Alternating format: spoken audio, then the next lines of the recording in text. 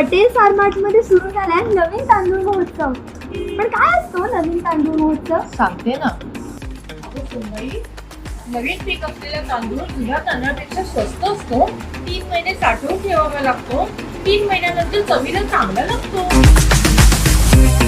पटेल्स आरमार्ट मधूनच नवीन तांदळाची खरेदी करावी, कारण 25हून अधिक प्रकारचे नवीन तांदूळ उपलब्ध, ज्यामध्ये आहे गाडा कोलम, सुरती कोलम, नागपुरी कोलम, तसेच नाही तर इंद्रायणी, कालीमूज, ऑर्गॅनिक असे सगळे प्रकारचे तांदूळ उपलब्ध.